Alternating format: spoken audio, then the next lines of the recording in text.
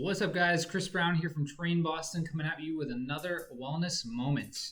So today I want to talk to you guys about something simple. At least it seems simple on the surface. Losing weight or getting skinnier.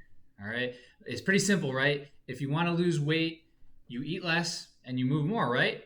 Well, that is true. If you want to lose weight, you eat less and move more. But if you want to lose fat, if you want to increase muscle mass, bone density, have more energy, be in less pain, sleep better, perform better, live longer, well, then you need to eat a higher quality of food, and you need to do so consistently. That means we need to ditch the processed foods. That doesn't just mean processed sugars. It doesn't just mean processed fats. It also means processed proteins or everything in between. Now, what do we mean by processed? Well, you can do a quick Google search or go into a dictionary and look up process. And it basically means, quote, a series of mechanical or chemical operations on something in order to change or preserve it. Now, if you think about the foods you eat, you obviously, your mind goes to the simple things, your junk food, your pizza, your ice cream. Those things are clearly processed. The peanut butter that has preservatives in it. We used to use a lot of trans fats, and we still use saturated fats and sodiums to help our food have a longer shelf life. In addition, there's a ton of chemicals that get you there. But processed can also mean just taking grains and making them into bread. So like most things, processed and not processed, or processed and real food, is on a spectrum. So we can't look at this as black and white. But the more processed food is, the more likely it's of a lower quality of food. There's a joke in the fitness industry and nutrition industry that when something says low fat, you might as well say more processed. You might as well say this is more likely to be junk food or just garbage. When they take out fat from food to make it more salient and make it more tasty, they typically add more kind of sugars to it or artificial sweeteners or anything in between to make it taste better. So low fat, low carbs, whatever they're using to market and sell you, it just means more processed. It's probably not so good for you. So it really doesn't matter if you eat low carb or if you eat low fat. Essentially, they both can work fine. What you need is they need to be unprocessed foods to make up the majority of your diet, and you need to keep protein standard. That's what all these successful diets have been showing. In fact, across the world, if we look at the average diets, one thing holds true. These people eat protein, and they eat a pretty good amount of it consistently among the entire world. What they don't keep the same is their carbohydrates or their fat ratios. That can wildly vary. The other thing that differs between healthier areas and non-healthier areas is the amount of unprocessed food they have and the amount of fruits and vegetables that they get, among many, many other things. All right, but if we're looking at it just from a nutritional standpoint, those are the big things. So most foods that are natural actually have a pretty good balance of what you need in them. For example, we can talk about eggs here. Eggs have gotten a bad rap off and on. I don't know whether we're at the eggs are bad or eggs are good part of our world right now, but an egg is really healthy for you when it's less processed. Now, eggs too, they attempt to process them. They like to bleach them white or color them brown and make them look all the same, so they appear to be healthier, nicer looking. But a typical egg will be of a little bit different size, a little bit of different shape. It won't be super clean and bleached on the outside. When you crack that egg, that yolk will be a little bit of a darker color. And these eggs are typically from chicken that get to free range or move around. They're not stuck in a coop all day. They get to eat their natural food. In some cases, they're even fortified with extra nice seeds and grains to make that chicken a little healthier. And when a chicken is less stressed, it tends to be a little healthier too. But the reason why we consider those eggs a little healthier is their fat content.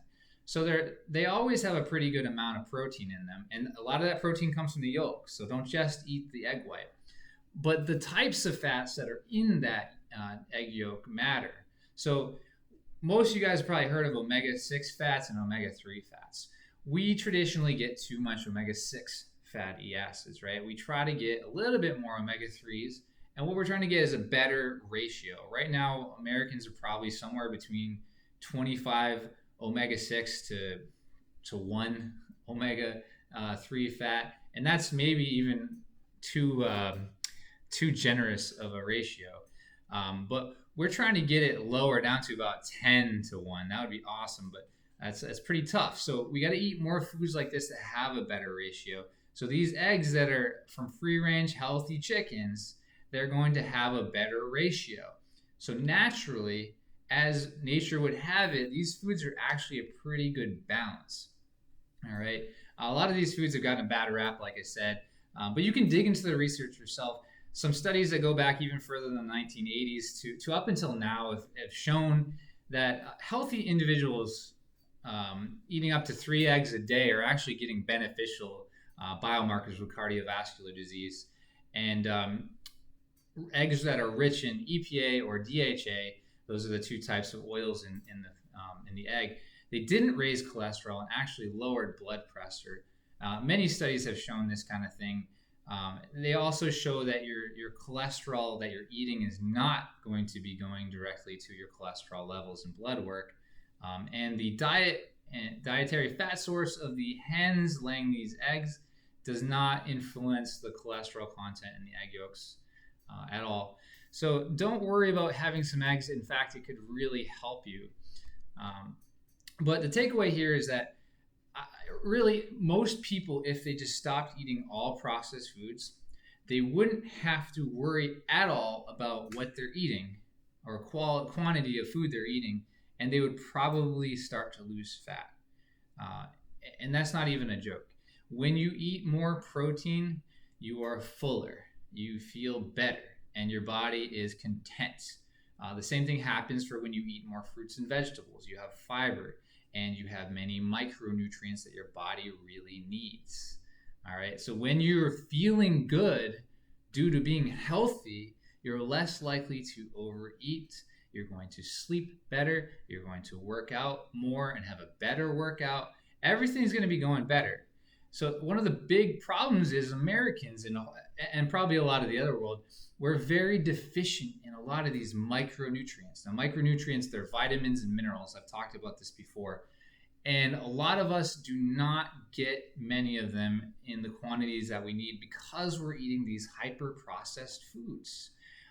Some of the micronutrients we are deficient in America include iron, magnesium, vitamin D3, the B vitamins, but B12 specifically, calcium.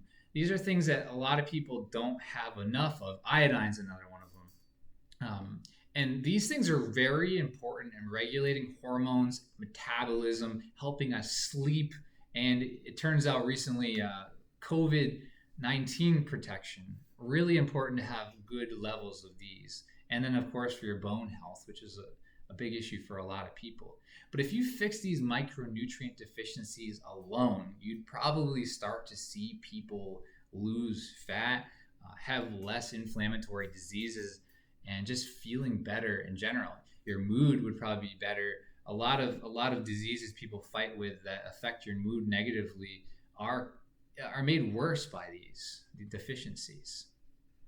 There's a lot of inflammatory corollaries you can find that will show that the people that have these problems, these inflammation-based diseases, are low in these as well. Well, how do you do that? So most of these micronutrients are actually in animal products. We're talking fish, we're talking eggs, we're talking red meats. A lot of people have been told lately, hey, avoid these foods, they're killing you, they're giving you heart disease. When in fact, these things are exactly what you need to be eating more of. Now, I'm not talking processed meats. I'm not talking nitrate-filled sausages and bacon that's been processed like crazy with maple syrup all over it. I'm talking about an actual, maybe a farm grass-fed animal. Maybe I'm talking about some locally sourced deer or bear or anything like that. I'm talking really good quality chicken of a non-stressed out, a non-cooped up chicken. A lot of them are going to be high in that iron, that magnesium, the D3. You're going to get some natural seeds and nuts to get a little bit more of some of that stuff as well. We just really want to be eating not processed foods. Humans have a predilection for all or nothing mentalities. We want to have a simple answer to complex things. But the problem is it's not that simple half the time. You really can't just do one thing and fix everything. That's not a diet that will work. It's not a diet you should be on. Diet is about what you're going to eat as a whole. It's not about what way are you eating. All right. The likely answer to fixing this problem is avoiding certain foods altogether. Moderation just doesn't seem to work for people with addictions. Now, we aren't technically addicted to these processed foods, but we're really we kind of are addicted. We really feel like we're dependent on the foods. And when we see it, we smell it, we're around it, we can't help ourselves from eating it. Dr. John Berardi, he's a guy, Precision Nutrition, I love to follow. He says, if a food is in your house, either you or someone you love will eat it. And that's absolutely true. It's not often that you're going to find a food in your house that you love to eat and you're just going to throw it away. You're probably going to eat it, or your kids will eat it, or your mom and dad will eat it. But if you just get rid of those foods, you're less likely to have it, right? If you don't go to McDonald's, if you don't go to that restaurant that you can't stop yourself from eating, you're not going to have it. You're a lot less likely to have it. Now, it has been shown that it is possible to reintroduce certain foods. You don't have to just get rid of it forever, but it isn't easy. And most people aren't honest with themselves. They think, hey, I can deal with this. I can go back to this food. And then they do, and they have this rebound relapse. They have a really hard time, and they put on a lot of fat out of nowhere because it just opens these floodgates. We actually have a built-in craving system in our guts, in our intestines, in our stomach. We have flora in our body that craves what you're giving it. Naturally, if we're just eating natural food, normally this flora, these bacteria in our stomach will tell us to eat or want things we're deficient in. For instance, branched chain amino acids are different types of the substances what protein are made of. If we're lacking one, it will they will trigger the brain to produce GABA, hormone in our brain, to crave something that has that in it, that micronutrient or the essentially amino acid that we need. Normally that's what happens, but it's been shown when you're introducing these hypersalient foods with lots of sugar, with lots of salt, with lots of fat, your body all of a sudden stops, it changes and stops craving what you need. It starts craving more of that. So we are literally being pushed by these bacteria to eat more sugar because we keep feeding it what it loves, this hyper palatable, hypersalient food. And we stop going for the proteins that we need. We stop going for those amino acids. And then we develop these deficiencies, which cause us to cascade in these bad things like bad sleep, not exercising, feeling poorly, feeling congested, right? So at some point, we need to just cut it off and don't do moderation. You can't just eat certain foods, honestly. Like if I start to eat pizza, I really want to have the whole pizza. So I just need to stay away from it, at least for long periods of time.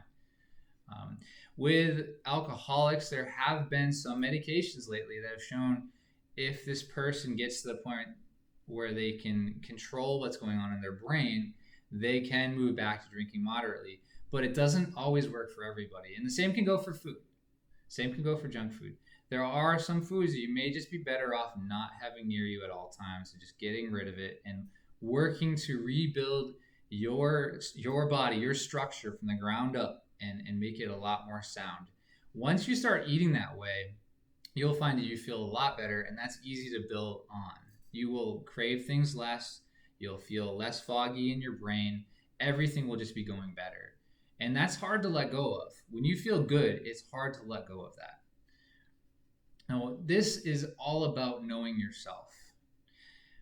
Once you learn what's processed food, once you learn generally how to eat, you have to apply yourself to doing it. You can't just say, I know I'm going to do it someday. You have to learn yourself. You can't just fall into success, right? I really like Sun Tzu's The Art of War. He quotes in that, know yourself, everything about yourself, and know your goal, everything about your goal, and you will find success in every journey. Now, I paraphrase that because he's talking about war and battle, but I'm talking about you and your goals. So you need to know yourself. You need to know what your weaknesses are. And if your weakness is that processed food, stay away from it and be honest with yourself. If you can't stop yourself from eating gummy bears, don't buy the gummy bears. Don't have them anywhere near you.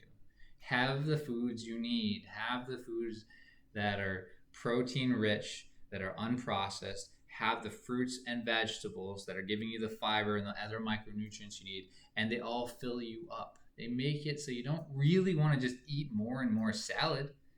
You know, maybe you do sometimes, but generally speaking, you're not going to overeat. So let's recap. What can we do simply? What's the simple one pill or get skinny in 10-day kind of things you can do? The tricks to be healthier without trying so hard. Well, I always tell people, stop watching the clock. Stop trying to be the person that's waiting till your diet's over. So till you get to that point where you have the six-pack abs. Realize that you're in a lifestyle. You're trying to reframe everything. You're trying to just be healthier and trying to feel good with what the new normal is.